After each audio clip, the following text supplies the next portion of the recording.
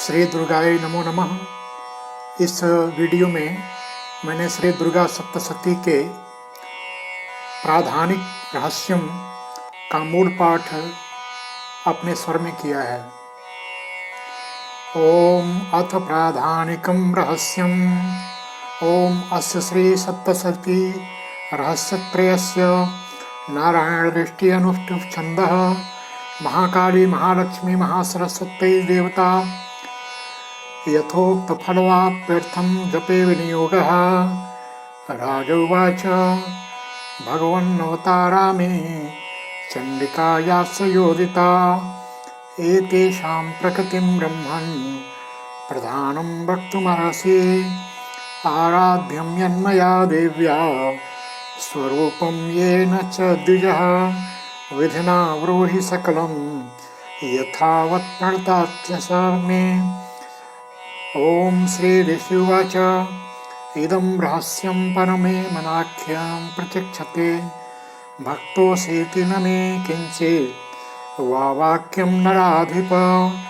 सर्वस्याद्या महालक्ष्मीर् त्रिगुणा परमेश्वरी लक्ष्या लक्ष्यस्वरूपाया व्याप्तं कृशं व्यवस्थिता मातुलुङ्गं गदाखेटं पानपात्रं च बिभ्रति नागं लिङ्गं च योनिं च बिभ्रति निरमूर्धनि तप्तकाञ्चनवर्णाभा तप्तकाञ्चनभूषणा शून्यं तदखिलं स्वेन पूरयामास तेजसा शून्यं तदखिलं लोकं विलोक्य परमेश्वरी बभार परमं रूपं तमसा केवलेन हि सा व्यञ्जनसङ्कासा दृष्टाङ्कितवरानना विशाललोचना नारी बभूव तनुमध्यमा खङ्गपात्रशिरः खेटेर्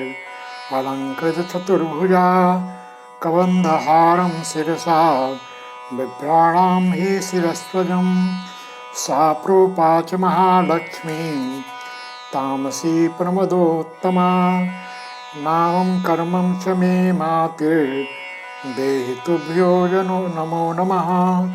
ता प्रोवाच महालक्ष्मी तामसीं प्रमदोत्तमान् ददामि तव नामानि यानि कर्माणि तानि ते महामाया महाकाली महामायी क्षुधातृषा निद्रा तृषा चैकवीरा कालरात्रि दुरत्यता।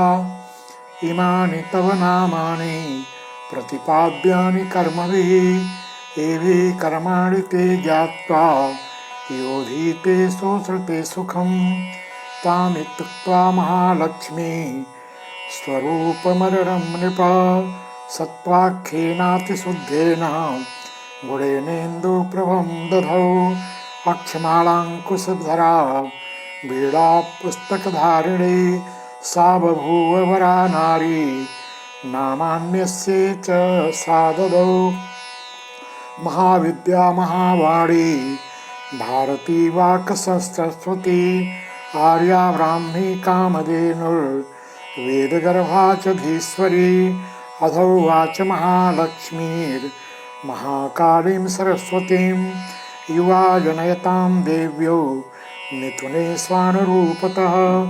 इत्युक्ता ते महालक्ष्मी ससर्जमिथुनस्वयं हिरण्यगर्भो ऋषिरो स्त्रीपुंसो कमलासनौ ब्रह्मन् विधे विरञ्चेति धातरित्याह तं नरं। श्रीपद्मे कमले लक्ष्मीत्याह माता च तां स्त्रियं महाकाली भारती च मिथुने सृजते सह। एतयोरुपरूपाणि नामानि च वदामि ते नीलकण्ठं रक्तबाहुं श्वेताङ्गं चन्द्रशेखरं जनयामास पुरुषं महाकाली सितां श्रियं। सरुद्र सकलस्थाणुर्कवर्दी च विलोचनः त्रयी विद्या कामधेनुः शास्त्री भाषाक्षरास्वरा सरस्वती स्त्रियं गौरीं कृष्णं च पुरुषं नृपः जनयामास नामानि तयोरपि वदामि ते। विष्णु कृष्णो ऋषिकेशो वासुदेवो जनार्दन उमा गौरी सती चण्डी सुन्दरी सुभगा शिवा। एवं युवतयः सद्यः पुरुषसत्त्वं प्रदेशे चक्षुमन्तो च नुपश्यन्ति नेतरे द्वदिरो जना। ब्रह्मणो प्रवदौ पत्नीं महालक्ष्मीं नृपात्रयीं रुद्राय गौरीं वरदां वासुदेवाय च श्रियं। स्वरया सह सम्भूय विरञ्चोपदमजीर्णजड विधेह भगवान् रुद्रः तद्गौर्या सह वीर्यवान्।